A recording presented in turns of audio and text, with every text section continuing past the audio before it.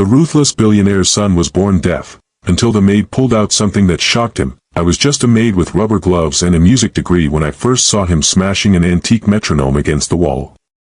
The angry son of a billionaire, hunched over a piano he supposedly couldn't hear. "Leave it," he growled without turning around. I froze, my hands full of broken pieces. He couldn't have seen me speak. He couldn't have heard me. But he did. "I know who you are. Vera. The new maid with the curls," he said, making a circular motion around his head. "You can hear me?" I asked, stunned. His blue eyes darkened with a secret kept for decades. "Sometimes. Partially. It comes and goes without warning."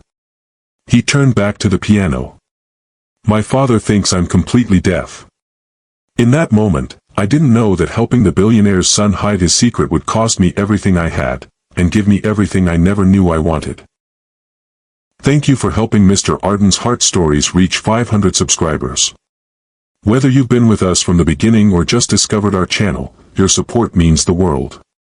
Please share this video right now with anyone who's ever hidden their true self to meet others' expectations or felt the judgment of those who wanted to fix them instead of understand them. Have you ever pretended to be less than who you are because it was easier than disappointing people who wanted more? Or found connection with someone who saw the real you when no one else bothered to look? This story is about the walls we build to protect ourselves and the courage it takes to let someone break through them. By the end of this story, you'll see how the most profound connections happen when we stop trying to fix others and start trying to understand them. And how sometimes, the most valuable thing one person can give another isn't wealth or status, but simply being seen for who they truly are. I wasn't supposed to be in the family quarters that afternoon. The schedule said I should have been polishing silver in the formal dining room, but Mrs. Winters, the head housekeeper, had rearranged assignments after Marcella called in sick with seasonal allergies. That's how fate works sometimes, through the mundane shuffling of cleaning duties and someone else's hay fever. I was cleaning crystal glasses in the west wing of the Harrington estate. My hands wrapped in cheap rubber gloves, vinegar solution burning a small cut on my index finger. The glasses were antiques, like everything else in that museum of a house, priceless, fragile things that had somehow survived generations while remaining perfectly intact. Unlike people. Unlike families. I heard him before I saw him, which was ironic, considering everyone believed he couldn't hear anything at all. A frustrated growl, followed by something shattering against a wall. I hesitated at the doorway of the music room, knowing I was intruding on a private moment. The Harrington family valued discretion from their staff above all else. But there he was. Elijah Harrington, only son of Victor Harrington, the man whose name graced hospitals and university buildings across 3 states. 22 years old, dark hair falling across his forehead as he hunched over the grand piano, striking keys that made no sense together. Random, angry notes that he couldn't hear. Born deaf, the whispers among staff said. A tragedy for such a powerful family. The ruthless billionaire's son, denied music, denied normal conversation, denied his father's world of social connections and verbal negotiations. I should have walked away. Instead, I stepped into the room and began gathering shattered pieces of what had once been an antique metronome. "Leave it," a voice said, rough-edged and improperly modulated, the way voices are when they've never heard themselves. I looked up to find him watching me, those intense blue eyes sharp with frustration and something else. Shame, maybe. "I didn't mean to disturb you, Mr. Harrington," I said, then immediately realized my mistake. I'd spoken while looking down, my hands full of broken pieces. He couldn't have read my lips. But he answered anyway. "I know who you are. Vera." The new maid with his hand made a circular motion around his own head, the curls. I froze, the broken metronome fragments forgotten. "You can hear me?" I asked, stunned. His expression darkened. "Sometimes. Partially. On some days. It comes and goes without warning." He turned back to the piano. "Don't tell anyone. My father thinks I'm completely deaf." Why would you pretend? Because expectations are easier when they're absolute. His fingers pressed random keys again. Now please go. I've broken enough things today. I should have left. Instead, I set down the broken pieces and stepped closer to the piano. You're playing it wrong, I said. His head snapped up, eyes narrowing. Excuse me? I gestured to the piano. If you're trying to play something that sounds like music, you're doing it wrong. For a moment, I thought he might throw something else. Instead, his mouth twitched, not quite a smile, but a surrender to curiosity. And you know about playing pianos, Vera the maid? My mother taught piano lessons for 30 years in a small apartment with water-stained ceilings and a view of the train tracks, I said, stepping closer. I fell asleep every night to scales and arpeggios and children making mistakes. Yes, I know about playing pianos. He studied me with that unnerving intensity, then moved over on the bench. Show me. That was the beginning. I didn't know it then, standing in my uniform with rubber gloves still dangling from my pocket, but that moment would alter both our lives in ways neither of us could imagine. I didn't know about the secret hearing aid he destroyed that morning after another fight with his father, or about the medical condition that made his hearing fluctuate unpredictably between almost normal and absolute silence. I just knew that something pulled me toward that piano bench instead of toward the door. I only have 15 minutes before Mrs. Winters notices I'm not where I'm supposed to be, I said, sitting beside him. Then make them count, he replied. And I did. Working at the Harrington estate had never been part of my plan. Cleaning other people's crystal and dusting their leather-bound first editions hadn't featured in my childhood dreams or my college aspirations. I had a music degree gathering dust and student loans gathering interest. I had composed pieces that my professors called remarkable and uncommercial in the same breath. I had dreams of film scores and concert halls that were slowly being suffocated by the practicalities of rent and groceries. My mother had sacrificed everything to pay for my education. Private piano lessons from age 6, summer music camps she couldn't afford, and finally, the conservatory tuition that depleted her retirement savings. She believed in my talent with a fervor that sometimes terrified me. When the cancer diagnosis came during my senior year, she made me promise not to drop out. Music is your calling, Vera, she'd insisted from her hospital bed. Don't throw it away for anything. Not even for me. I kept that promise. I graduated with honors and moved her into my tiny apartment where I could care for her through the treatments. I composed at night after she fell asleep, sending demos to production companies that never responded. I played piano at hotel lobbies and restaurants for tips that barely covered our medications. After she died, the medical bills and funeral expenses cleaned out what little savings I had left. The eviction notice arrived the same day as another rejection letter from a film composer's apprenticeship program. That's when my roommate's cousin mentioned the Harringtons needed household staff. The salary was too good to ignore, almost triple what I'd make waiting tables or playing background music at the Marriott. Just for a year, I told myself. Just until I could build some savings, pay down some debt, find my way back to music. I'd been at the estate for 3 weeks when I encountered Elijah in the music room. 3 weeks of silent hallways and hushed instructions. 3 weeks of polishing silver that would never touch food and dusting books that would never be read. 3 weeks of hearing the whispering staff discuss the peculiarities of the family I served.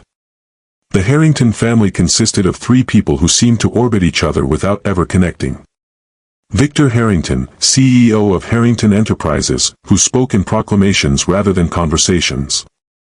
His wife Olivia, who managed the household with elegant detachment, her smile never quite reaching her eyes.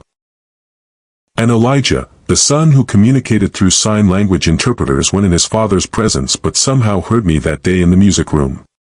If you've ever worked in a wealthy household, hit like right now. Comment understand if you know what it's like to be invisible until you make a mistake. And subscribe to Mr. Arden's Heart Stories if you believe that sometimes the people society values least have the most important lessons to teach. I learned more about the Harringtons from the staff than from any interaction with the family themselves. Mrs. Green, who had been cooking for them for 20 years, told me about Olivia's slow withdrawal from the world. She was different before the boy was born, she'd said while kneading bread dough.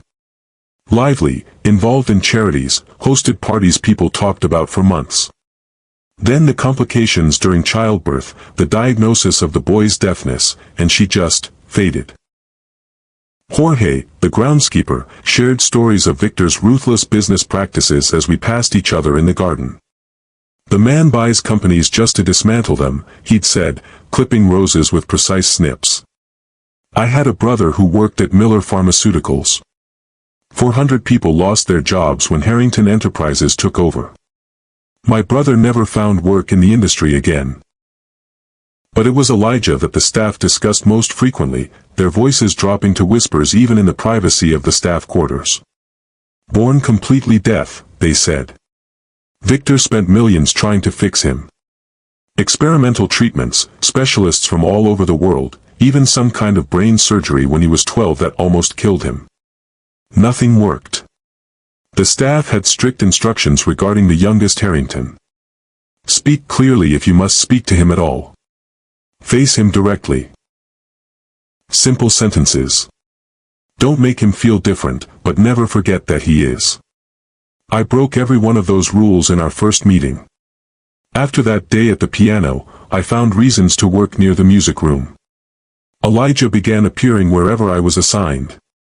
We developed a silent coordination, our paths crossing in empty hallways and quiet corners of the estate.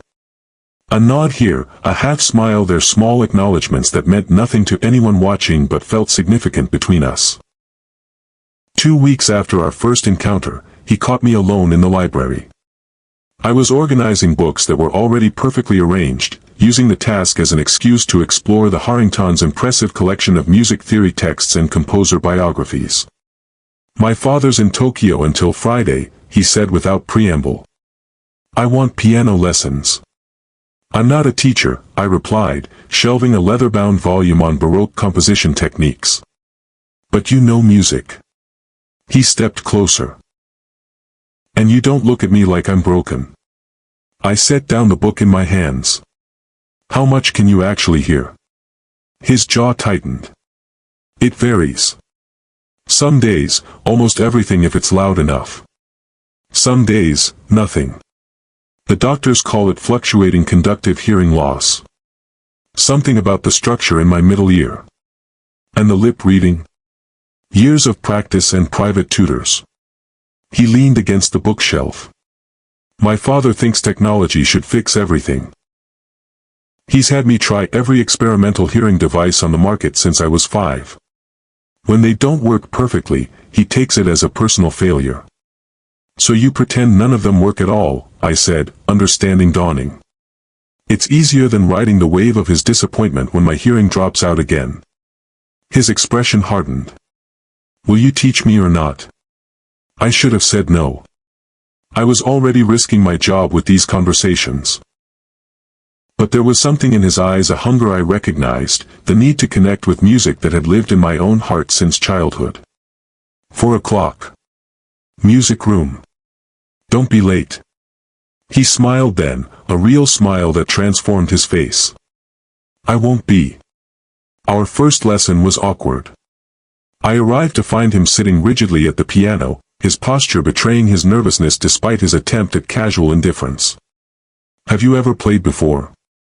I asked, setting my bag down. Once. When I was 7. He kept his eyes on my face as I spoke. A tutor my father hired quit after 2 lessons because I couldn't hear the difference between notes. I nodded, considering our approach. Let's start with feeling the music then. Not hearing it. I took his hands and placed them flat against the piano's soundboard.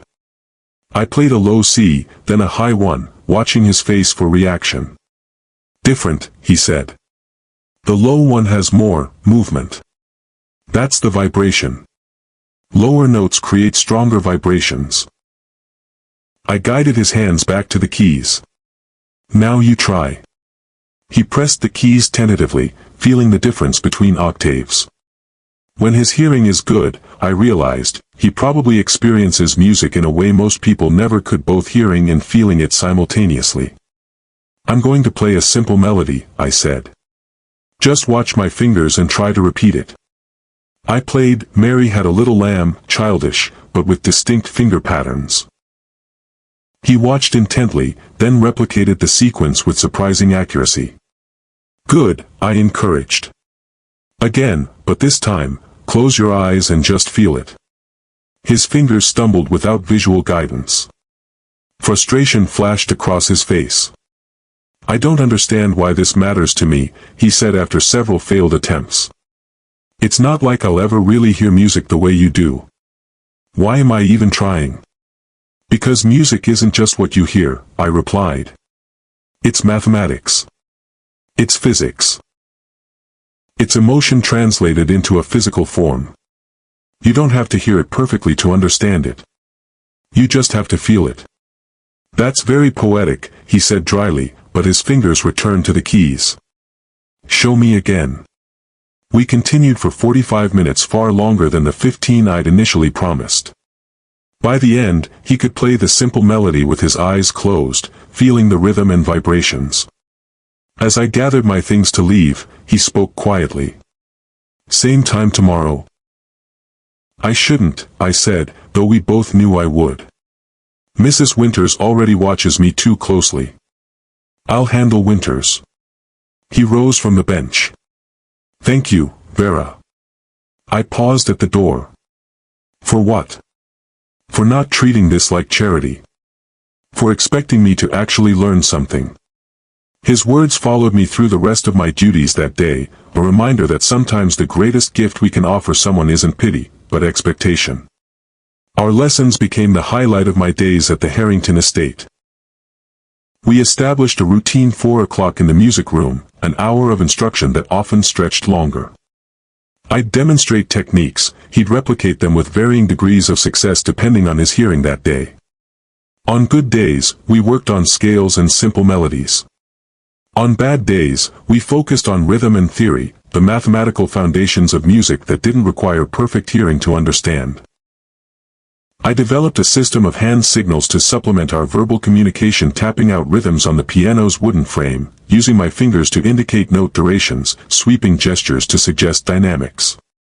It wasn't formal sign language, which he already knew, but a specialized vocabulary just for our musical conversations.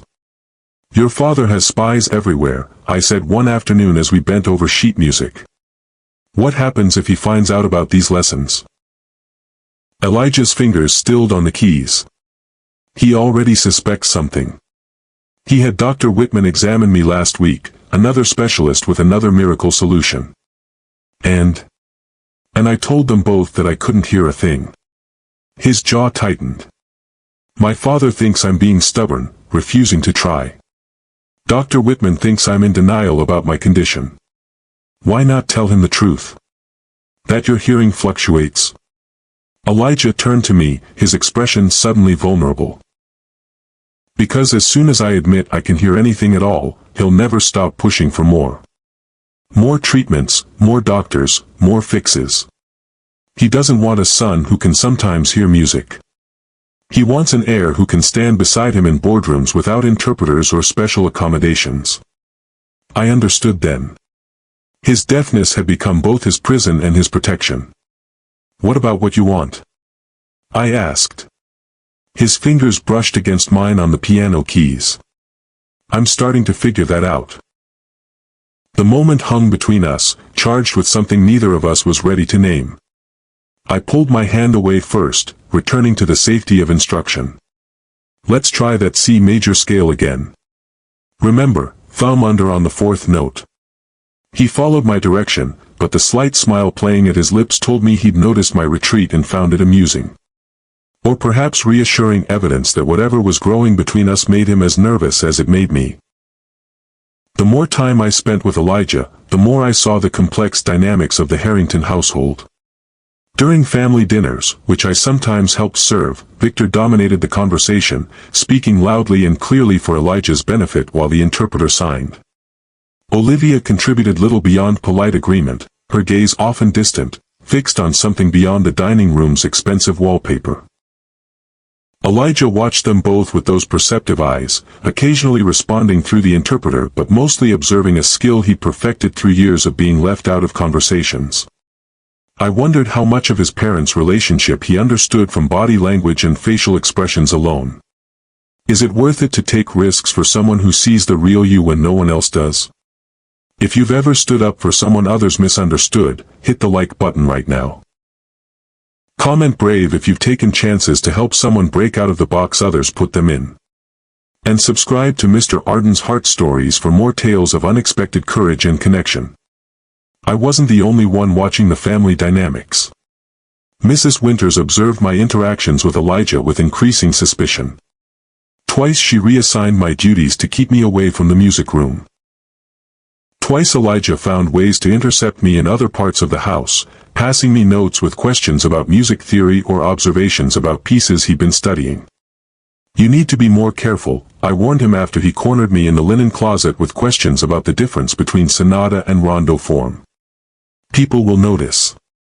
Let them, he replied with the carelessness of someone who'd never had to worry about losing a job. You're just teaching me about music. But we both knew it had become more than that. The lessons had evolved into conversations about our lives, our dreams, our frustrations. He told me about the isolation of growing up between two worlds, not fully part of the hearing world, yet not culturally deaf either. I shared stories of my mother's sacrifices, my abandoned compositions, my fear that I'd never create music that mattered. I don't understand why you're working here, he said one evening after a particularly good lesson. You should be writing music, not dusting it. Bills don't pay themselves, I replied, gathering the sheet music we'd been studying. And competition is fierce. There are 1,000 composers more talented than me fighting for the same opportunities. Play me something you've written, he said suddenly. I want to hear it. I shook my head. I haven't composed anything new in months. Then play something old. I hesitated, then positioned my hands. The piece flowed from memory, something I'd written during my final year of conservatory. It was melancholy and hopeful in turns, with a complexity I'd once been proud of.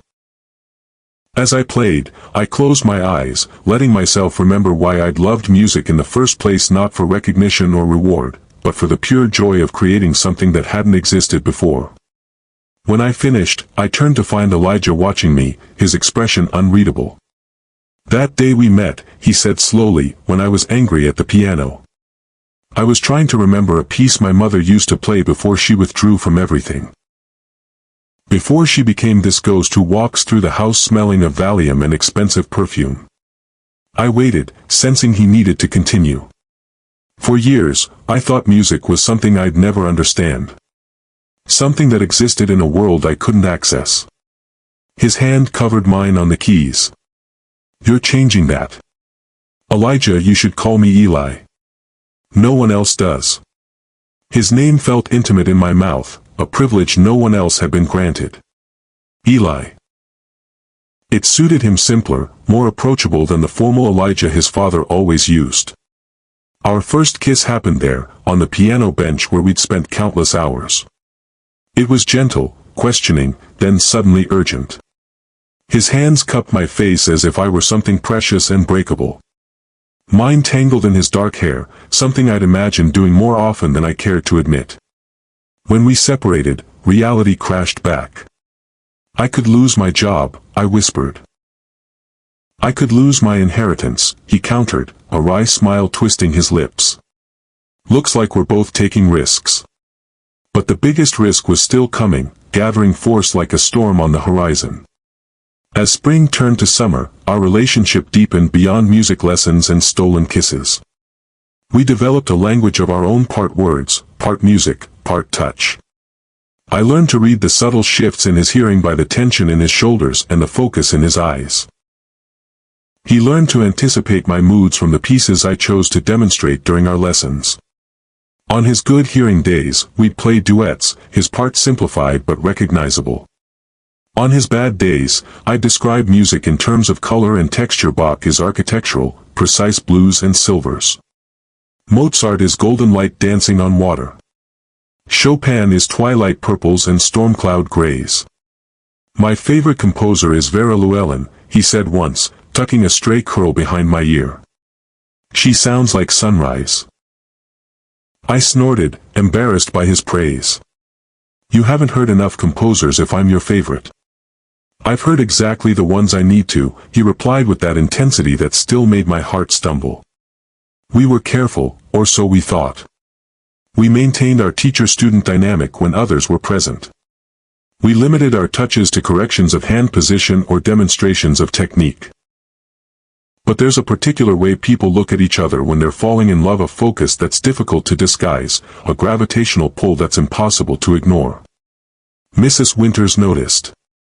She began appearing unexpectedly during our lessons, bringing invented tasks that required my immediate attention. She assigned me to the farthest wing of the estate whenever possible.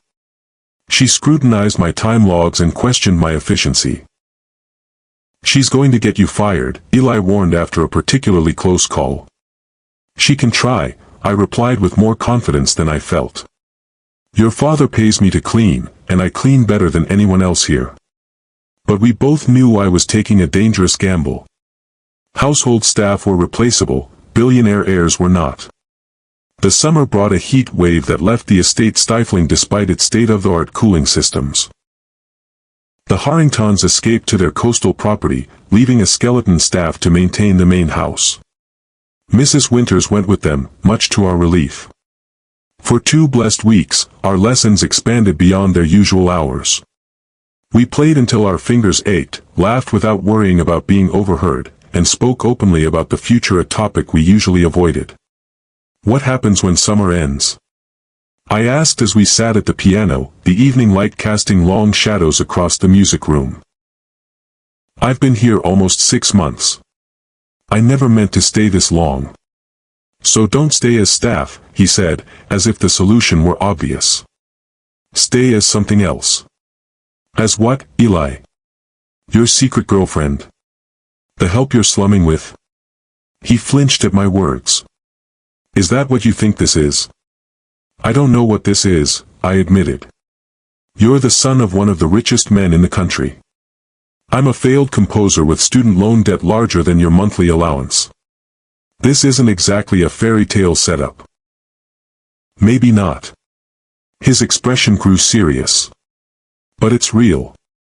More real than anything in this house has ever been. That's not enough, I said softly. Real doesn't pay bills or build futures. Then tell me what would be enough, he challenged. Tell me what future you want, and I'll help you build it. I want to compose again, I said after a long moment. Not just little pieces for myself, but real work that people hear. I want to finish the chamber music series I started before my mother got sick. I want to stop feeling like her sacrifices were wasted on me. He nodded, absorbing my words. What's stopping you? Time. Money. Fear of failure. I laughed without humor. Take your pick. What if I could help with at least one of those things? He held up a hand as I started to protest. Not as charity. As investment. An arts grant from the Harrington Foundation to a promising young composer. I shook my head. Your father would never approve it.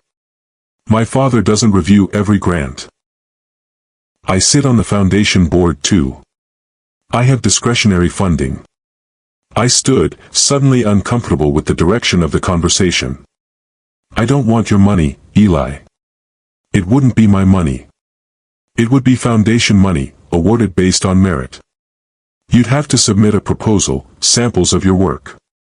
It would be completely legitimate. The offer was tempting, more than tempting. 6 months of paid time to compose without worrying about rent or groceries. But something felt wrong about it, a blurring of lines between our personal and professional lives that made me uneasy. Let me think about it, I said finally. He didn't push, which made me love him more. Instead, he changed the subject, returning to the Debussy piece we'd been working on. But the question lingered between us, unanswered but not forgotten. The Harringtons returned from their coastal retreat on a Tuesday.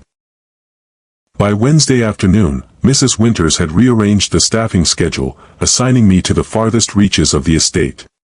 By Thursday morning, whispers circulated among the staff about Victor Harrington's latest business trip to Tokyo. "I'll be gone for 10 days, I overheard him telling his assistant as I dusted the bookshelves in his study. "Make sure Dr. Cranston's team has everything they need for Elijah's evaluation on Monday." An evaluation. Another specialist. Another disappointment waiting to happen. I finished my dusting and slipped away to find Eli, but he was nowhere to be seen. A text message waited on my phone when I checked it during my break, our secret means of communication when face-to-face meetings weren't possible.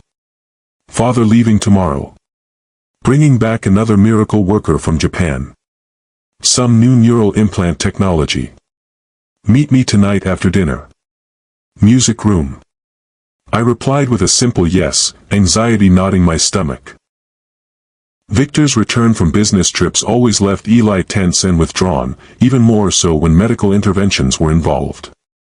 That evening, I made my way to the music room, careful to avoid the main hallways where I might be seen.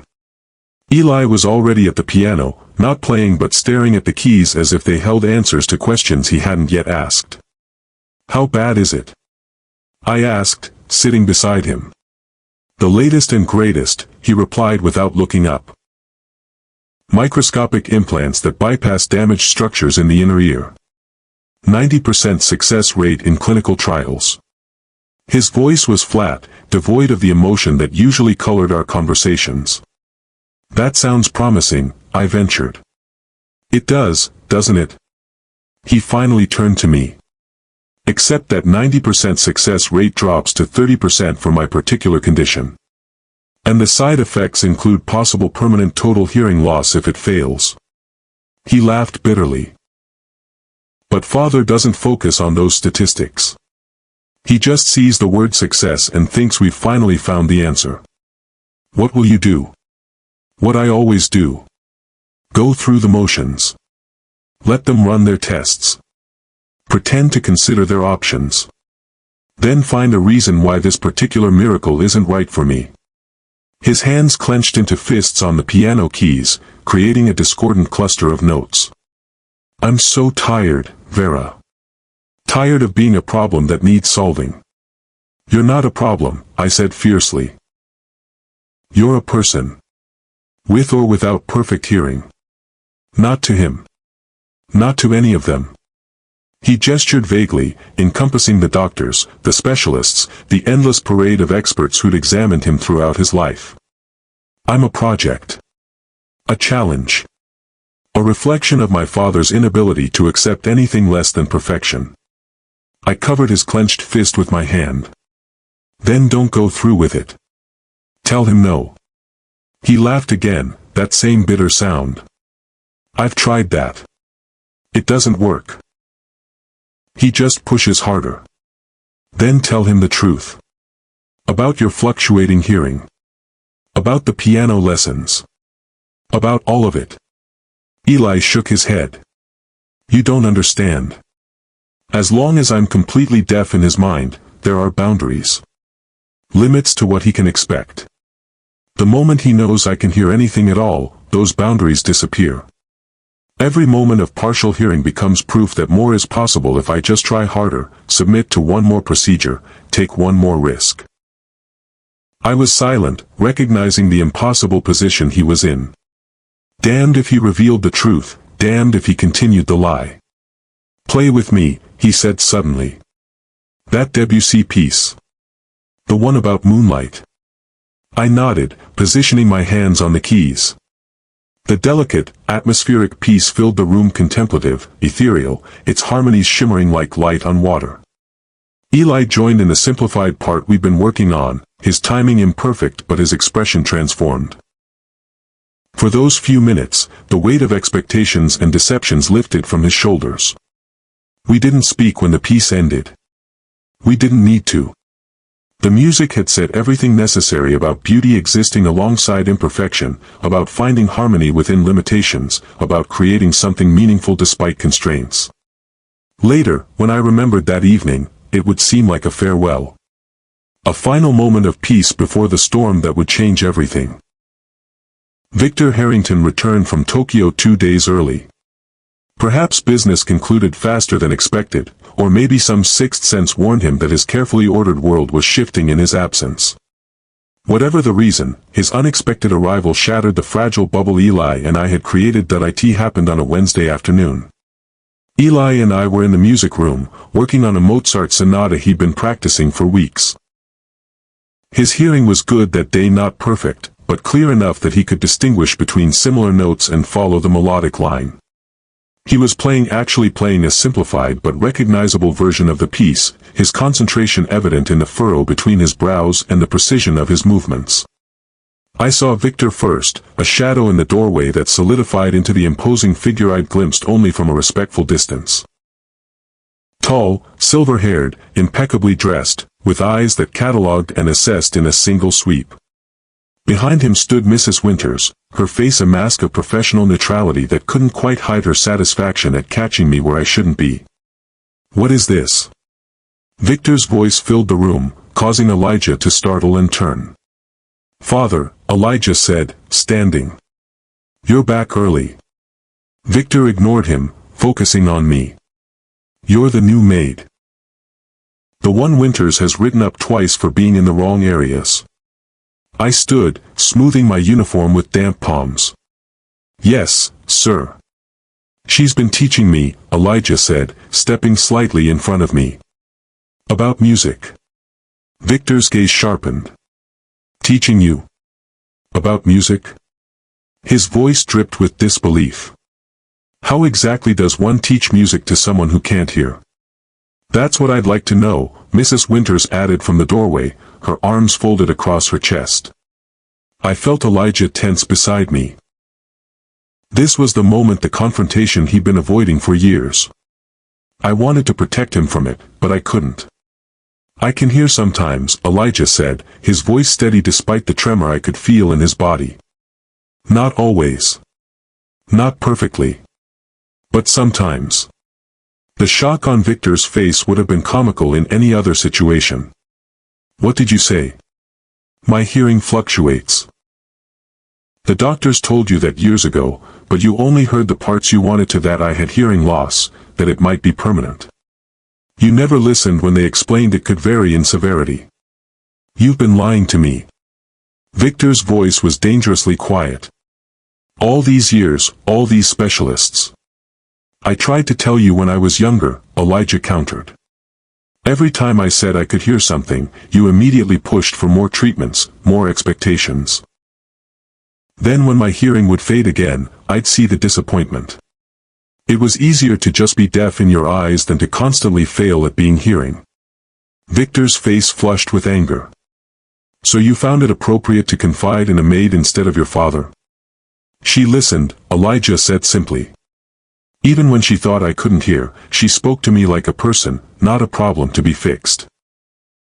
The words hung in the air between father and son, decades of miscommunication and misunderstanding crystallized in that single statement. She listened. 3 syllables that contained volumes of accusation. Victor turned to me, his expression cold. "You're fired. Clear out your things immediately." I'd expected this, but it still hit like a physical blow. My job, my income, my ability to help my mother gone in an instant. "If she goes, I go too," Elijah said, reaching for my hand. The gesture wasn't lost on Victor. His eyes narrowed as they fixed on our clasped hands. "I see," he said softly. "It's like that, is it?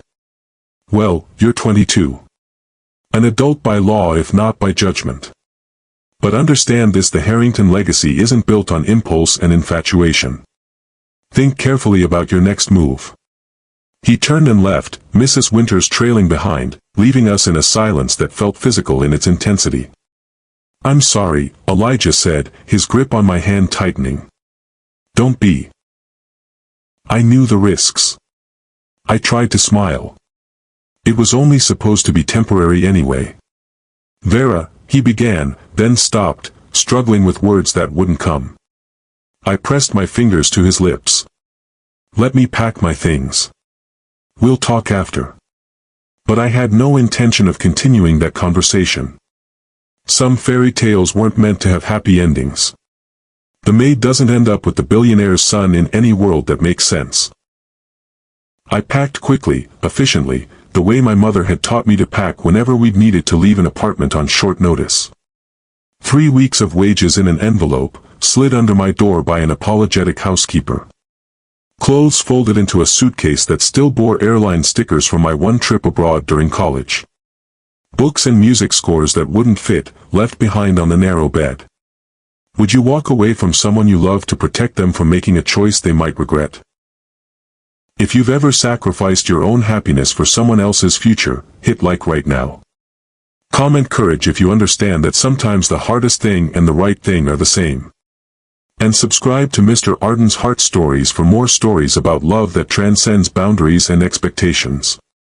Eli came to my room as I was closing my suitcase. I could tell from his expression that he'd argued with his father after leaving the music room. His hair was disheveled, as if he'd been running his hands through it in frustration. His eyes were stormy, that particular blue that appeared when he was fighting to control his emotions. This isn't over, he said, leaning against my doorframe. I won't let him do this. He already has, I replied, keeping my voice neutral. And it's for the best. The best? His eyebrows rose in disbelief. How is this possibly for the best? Because you have a life here, Eli. Responsibilities. A future that doesn't include scandal with the household staff. Don't tell me what my future includes, he snapped. That's all anyone's ever done, map out my life without asking what I want. And what do you want? I asked, though I was afraid of the answer. You, he said simply. I want music and honesty and someone who sees me as a person, not a problem or a project. I want you. My heart contracted painfully. For how long? Until your father cuts you off. Until reality sets in and you realize what you've given up. Until your hearing has a bad week and I can't reach you. Why are you doing this? He demanded, stepping into the room. Last night we were talking about the future. About possibilities. Now you're acting like we're already over. Because we are, I said, the lie bitter on my tongue. This was never going to work, Eli. We were fooling ourselves thinking it could. I don't believe you. You should. I forced myself to meet his eyes, to make my voice firm. I was never planning to stay. You were a fascinating project, the deaf billionaire's son who could sometimes hear.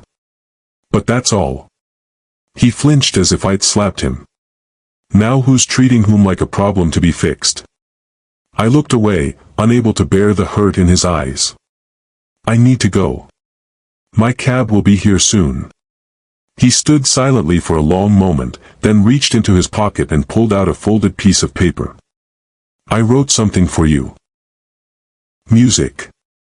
It's probably terrible, but I wanted you to have it. I took the paper without looking at it, afraid that this final gift would break my resolve. Thank you. Will you at least tell me where you're going?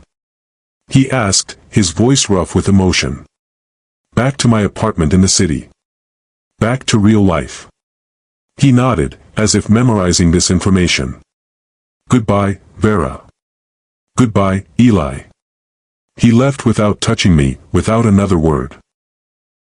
I stood motionless until his footsteps faded down the hallway, then sank onto the bed, clutching his composition to my chest as silent tears tracked down my face. By evening, I was gone from the Harrington estate, leaving only a note for Elijah that said everything and nothing. Music finds its way to those who need it most. Keep playing. My apartment in the city welcomed me back with all the charm of a tomb. It was small, just one bedroom with a kitchenette and a living area barely large enough for my upright piano, which I'd been paying a friend to store during my time at the estate.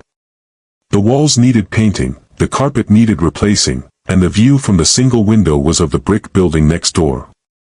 But it was mine, paid for with the money I'd saved during my months at the Harringtons. I spent the first week reconnecting with my old life. I called former colleagues from my restaurant pianist days, put out feelers for composition work, visited my mother's grave with fresh flowers. I tried not to think about blue eyes and piano keys and a voice that had grown stronger with each passing day. I failed spectacularly.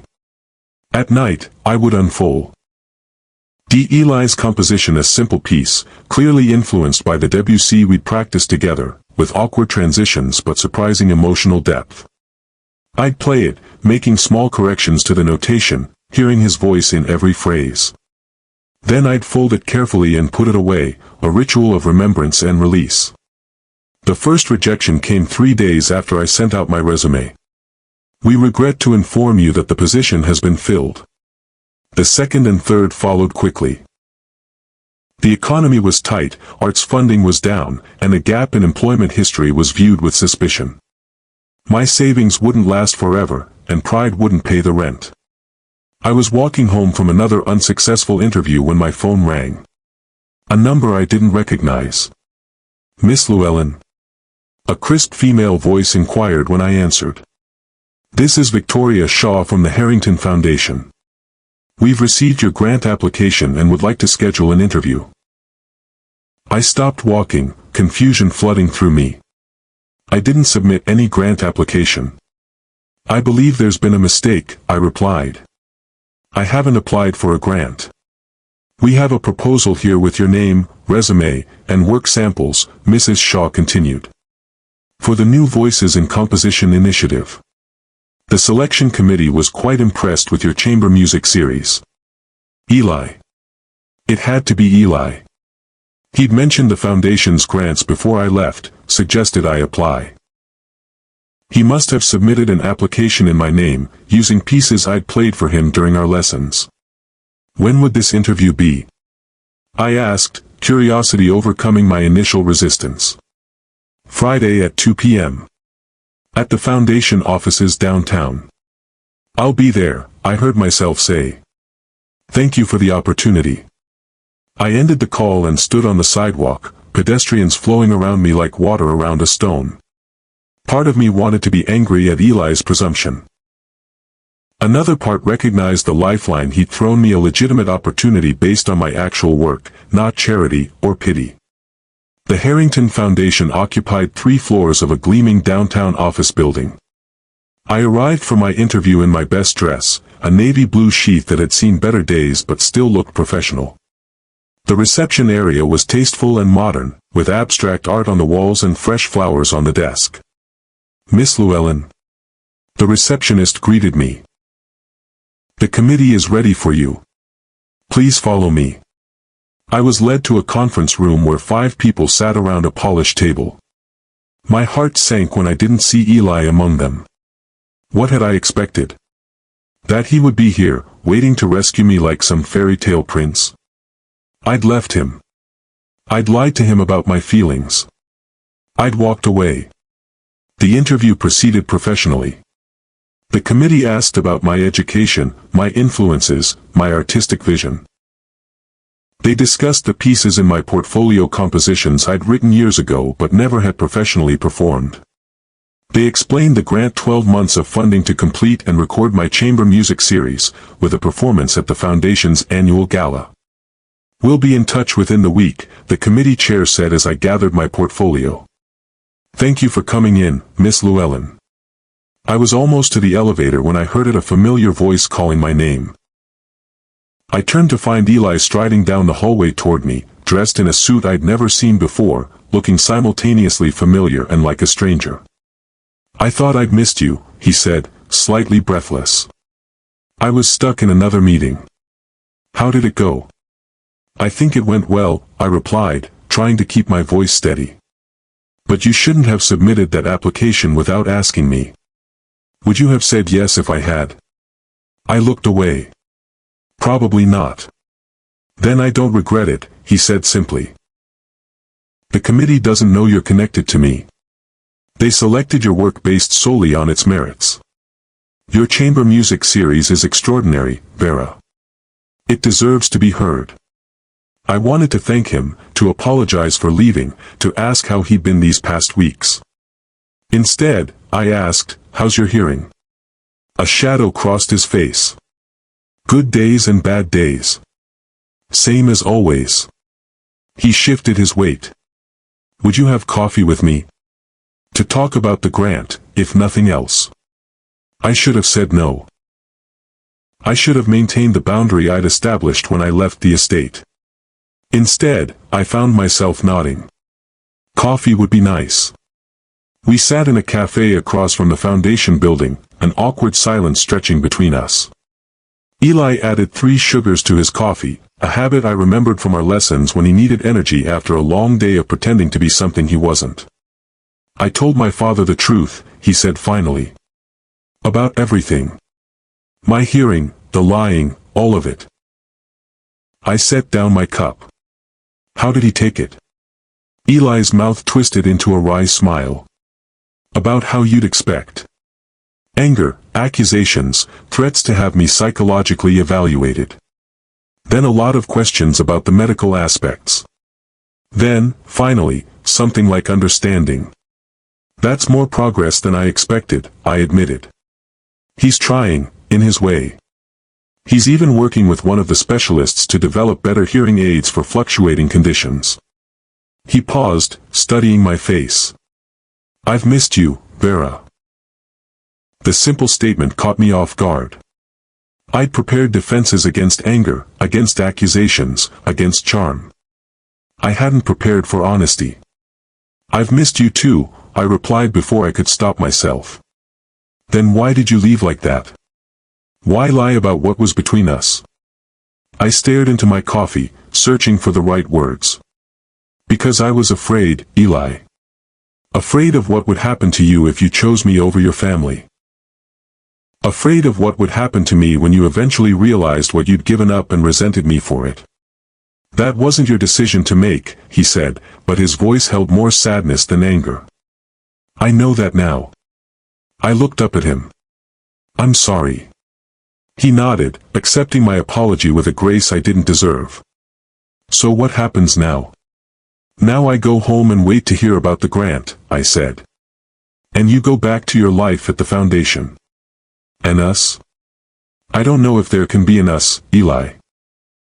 The problems that existed before haven't changed. Haven't they? He challenged. I'm no longer hiding who I am. I'm no longer trapped in my father's expectations. I'm building something of my own at the foundation, a division focused on accessible technology for people with hearing loss. He leaned forward, eyes intent on mine. And you're no longer the maid.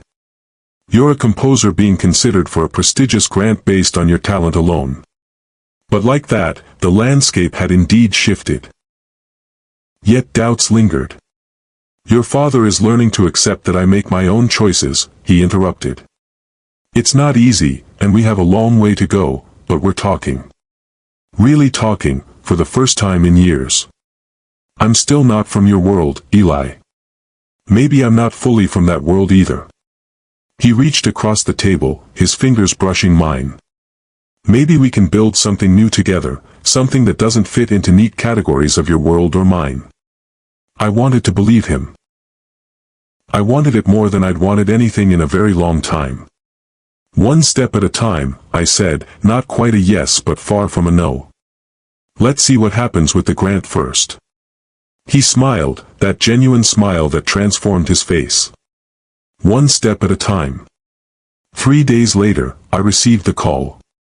The grant was mine. 12 months of financial support to complete my chamber music series, with resources for recording and a featured performance at the Foundation's gala. I celebrated alone in my apartment, dancing around my small living room, calling old conservatory friends with the news. I didn't call Eli, though his number was programmed into my phone. I needed to prove, to myself as much as to him, that I could succeed on my own merits. The grant changed everything and nothing. I still lived in my small apartment, still shopped at discount grocery stores, still worried about the future.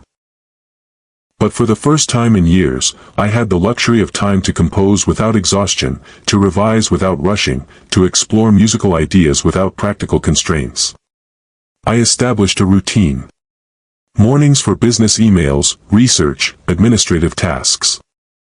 Afternoons for composition, sitting at my piano until my fingers ached and my back protested. Evenings for reflection, listening to recordings, making notes for the next day's work.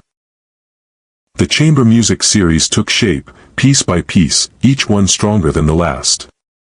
Eli respected my request for space, contacting me only for grant-related matters. Monthly progress reports, delivered via email. Quarterly check-ins with the foundation staff. Occasional questions about technical aspects of the project. Professional, courteous, distant. Until the day I received a text message that had nothing to do with the grant. They're testing the prototype tomorrow. Thought you might want to know.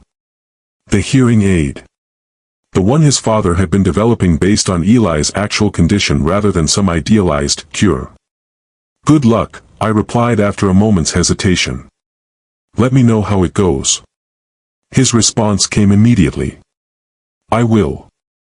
True to his word, he texted the following evening. T worked. Not perfectly. Not consistently. But better than anything before. I heard rainfall today. Actually heard it, not just saw it or felt it. I stared at the message, my heart constricting. Rainfall. Such a simple sound, so easily taken for granted by those with normal hearing. For Eli, it must have been like discovering a new color in the spectrum. I'm so happy for you, I wrote back. That's wonderful news. There's more, he continued. The foundation is developing a whole line of adaptive technologies based on the prototype. We're calling it the Fluxua series. For people like me who live between worlds of sound and silence. That's incredible, Eli. You're going to help so many people. His next message made my breath catch. I'd like to tell you about it in person. Dinner. Friday at 7. 5 months after leaving the Harrington estate, I found myself sitting across from Eli at a small Italian restaurant downtown. Not the type of exclusive establishment his family typically frequented, but a neighborhood place with checkered tablecloths and wine in carafes instead of bottles. You look well, he said after we'd ordered. Composition agrees with you. I smiled, relaxing slightly. It's been amazing. Challenging, but in all the right ways. The grant has been life-changing. Your work deserved recognition, he replied. The committee was genuinely impressed. Even the ones who usually prefer more traditional compositions. Are you really not influencing their decisions? I asked, only half joking. I recuse myself from your application review. Eli held up his hands in mock surrender. Complete separation of personal and professional interests. So I'm a personal interest. His eyes met mine, serious despite his light tone. You've never stopped being one, Vera. The honesty of his answer disarmed me.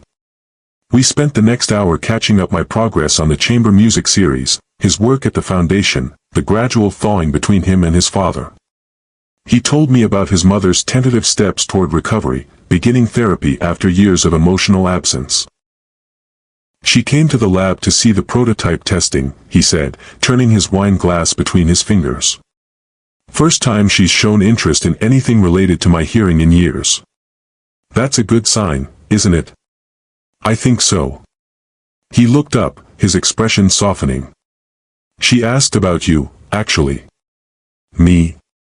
I nearly choked on my pasta. Why would she ask about me? Apparently, the staff talks. Even to her. She heard about the maid who taught her deaf son to play piano. His mouth quirked into a half-smile. She wants to meet you properly. Not as staff, but as, whatever you are to me now. And what am I to you now, Eli? That depends on you, he said quietly. I know what I want you to be. But I also know I hurt you by not telling you the truth from the beginning, by letting you risk your job while I risked nothing. We both made mistakes, I acknowledged. I shouldn't have left the way I did, shouldn't have lied about my feelings. So where does that leave us? I considered the question carefully. I don't know. But I'd like to find out. His smile was like sunrise. That's enough for now. Our dinner led to other dinners, to shared weekends, to Eli playing compositions I'd written for the Foundation series. We established new patterns, new ways of being together that had nothing to do with employer and employee, teacher and student. We learned each other again, not in stolen moments between my duties or his pretenses, but openly, honestly, with all our flaws and fears acknowledged. It wasn't easy. We argued about his tendency to solve problems with money, about my reflexive independence that sometimes pushed him away. We navigated the complex dynamics of our different backgrounds, different expectations, different experiences of the world. We discovered that love wasn't enough on its own, it needed to be supported by respect, communication, and a willingness to compromise. I met his mother at a Foundation event, an elegant woman with Eli's eyes and a fragility that spoke of years spent numbing herself against pain. She held my hands in hers and thanked me for teaching her son about music, for seeing what others had missed. There were no grand gestures of acceptance, no dramatic declarations of blessing. Just a quiet acknowledgement that I had helped her son in ways she hadn't been able to. His father was a more complicated matter. Victor Harrington had not become one of the most successful businessmen in the country by easily admitting mistakes or changing deeply held beliefs. His relationship with Eli remained strained, improving in small increments rather than sweeping transformations. But he was trying, in his way, channeling his drive for perfection into the development of better hearing technologies rather than the fixing of his son. I never became comfortable in Victor's presence. The power differential was too great, the history too complex. But I learned to hold my own in conversations with him, to advocate for artistic components of the Foundation's work, to be neither intimidated by his wealth nor dismissive of his expertise. A tentative respect developed between us, built not on affection but on recognition of what each of us meant to Eli. The premiere of my chamber music series approached, scheduled as the centerpiece of the Foundation's annual gala. 6 pieces that traced a journey from isolation to connection, from silence to sound. I'd composed with Eli in mind, though the program notes never mentioned this inspiration. The music spoke for itself, weaving together themes of communication beyond words, of finding harmony in unexpected places. My mother would have been so proud to see this moment, I told Eli the night before the performance as we sat in my apartment, surrounded by scores and programs. Her sacrifices made this possible. She knew what you were capable of, he replied, squeezing my hand. Parents usually do, even when they show it imperfectly. The gala was a blur of black ties and evening gowns, of polite applause and champagne toasts. I sat backstage before the performance, fighting nausea and doubt, wondering if I belonged in this world of wealth and influence. Then Eli appeared, calm in the chaos, steady when I was faltering. "They're going to love it," he assured me, straightening my necklace. But more importantly, it's true. Every note, every phrase, it's honest in a way most people in that room have never experienced. His confidence steadied me. I walked onto the stage, introduced my work without apology or excessive gratitude, then took my seat at the piano as the string quartet assembled around me. For the next hour, I existed solely in the music, the complex harmonies and shifting dynamics, the moments of tension and release, the careful balance between instruments. I didn't play for the audience of donors and critics. I played for my mother, for Eli, for myself. When the final note faded, there was a moment of complete silence, that breathless pause that tells a composer they've reached their audience. Then applause, building from polite to enthusiastic. Standing ovations. Congratulations from musicians I'd admired for years. Reviews that used words like promising and distinctive and emotionally resonant. In the reception afterward, Eli stayed close but not hovering, letting me navigate my moment of professional recognition without overshadowing it with his family name. I watched him across crowded rooms, this man who lived between worlds of sound and silence, who had learned to speak his truth after years of protective lies. Who had seen the real me when I was invisible to everyone else. Have you ever met someone who changed your life by simply believing in the parts of yourself you'd forgotten? Someone whose faith in you rekindled your own belief in what's possible. If you've experienced that kind of transformative connection, hit like right now. Comment believe if you understand how powerful it is when someone sees your true potential. And subscribe to Mr. Arden's Heart Stories for more tales of lives changed by unexpected encounters. 6 months after the gala, after my chamber music series had been recorded and released to critical acclaim, Eli invited me back to the Harrington estate. Not as staff, not even as his girlfriend, but as a partner in the Foundation's newest initiative, a program bringing music education to children with hearing impairments.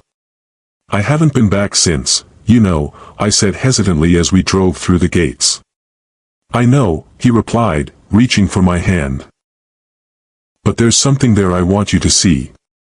The estate looked the same yet different, the manicured grounds, the imposing facade, the hushed elegance of old money and older tradition. But I was different. No longer the maid with rubber gloves and careful deference, but a composer with my own accomplishments, entering through the front door rather than the service entrance. Eli led me not to the music room where we'd spent so many hours, but to a newly renovated space in what had once been a rarely used conservatory. The room was filled with light, with instruments modified for different abilities, with technology that translated sound into visual patterns and physical vibrations.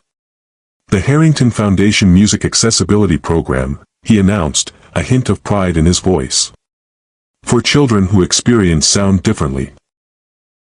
We're starting with hearing impairments, but eventually expanding to other sensory differences. Eli, this is incredible, I whispered, taking in the thoughtful design, the attention to detail, the clear purpose of every element.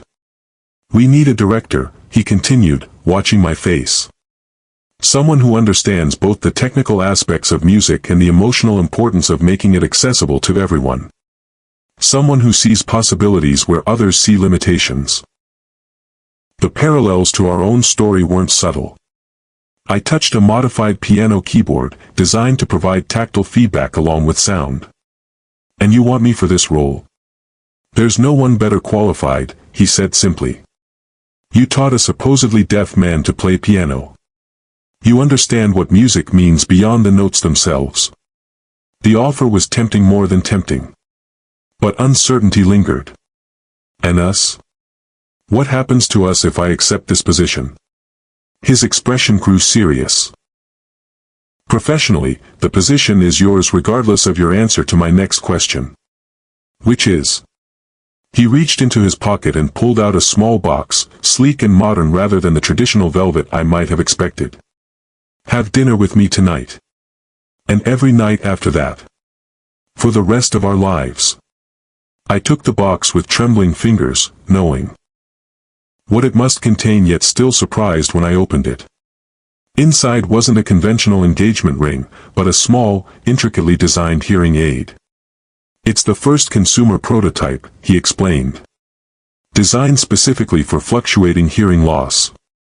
It adapts in real time, adjusting to changing conditions without manual intervention. I looked up, confused. It's remarkable, Eli, but turn it over. On the back, an inscription, for those who taught me to listen even in silence. ANVL. My initials alongside his. The program is launching next month, he said, taking my hand. This is our first product, a hearing aid designed by people who understand what it means to move between worlds of sound and silence. Our product, I repeated. Our program. Our future. He knelt then, pulling a second box from his pocket. If you want it to be. The ring inside was simple, elegant, a platinum band holding not a diamond, but a small ruby. It's the color of that dress you were wearing the day we met, he explained, suddenly shy. When you were cleaning crystal and I was breaking metronomes. I laughed through sudden tears. I was wearing my uniform. No, before that.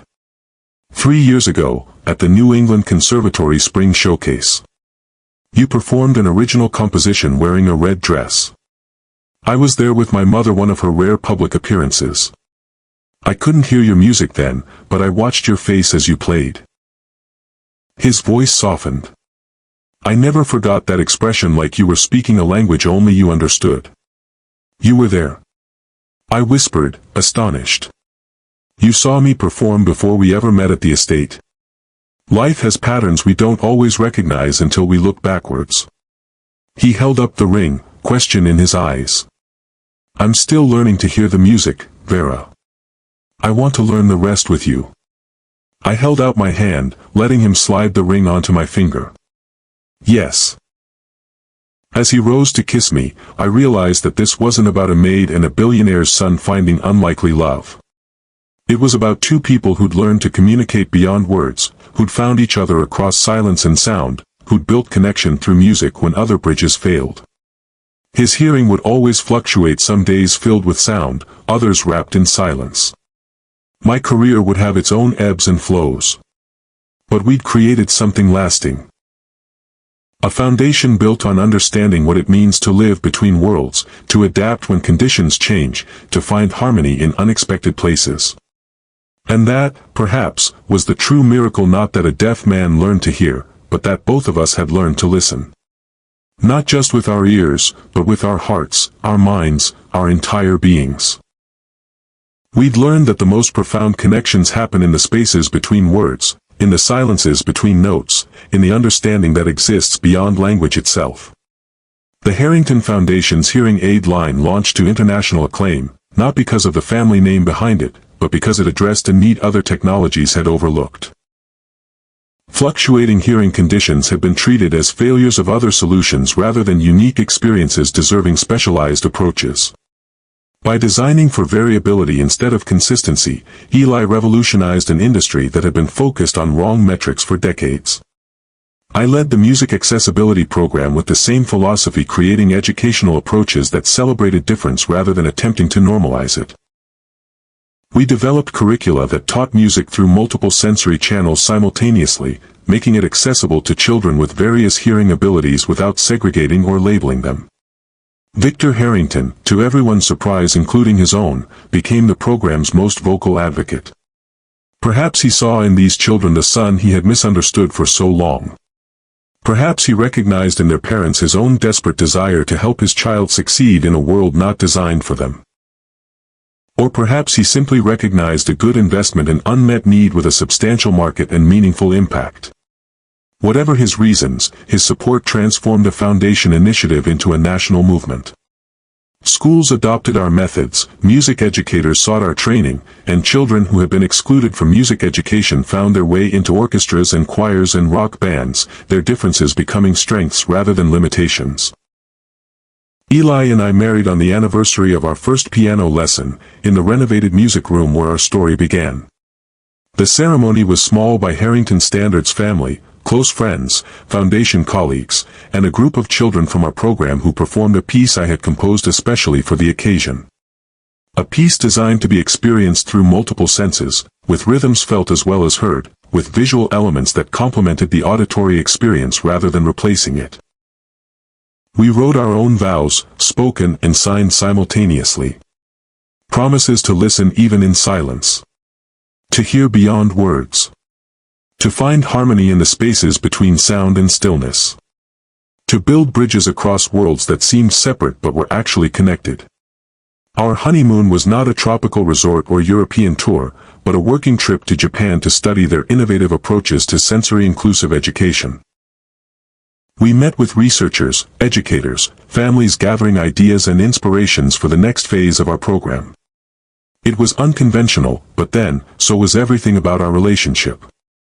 Upon our return, we moved into a home of our own, neither my small apartment nor a wing of the Harrington estate, but a place that reflected both our tastes and values.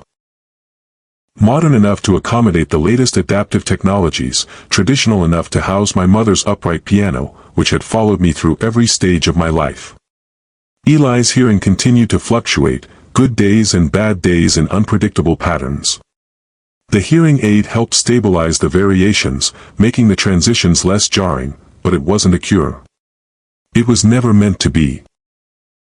Instead, it was a tool for living more comfortably with his condition, for navigating a world designed for consistent hearing without pretending to be something he wasn't. I continued composing, my work evolving to incorporate the insights I gained from our program participants. Music that could be experienced through multiple senses, that remained compelling whether heard through perfect hearing, partial hearing, or no hearing at all. My compositions began appearing in film scores, in concert halls, in educational programs around the country. Not because I had married into the Harrington name, but because I had found a unique voice that spoke to experiences rarely represented in classical composition. We had our struggles, of course. Days when Eli's hearing disappeared completely and frustration overwhelmed his usual patience. Moments when my insecurities about my background resurfaced in social situations with his family's circle. Arguments about work-life balance, about boundaries between our personal and professional lives, about the future directions of both our careers. But we had tools for those moments, communication systems developed through years of navigating fluctuating abilities. When words failed, we had music.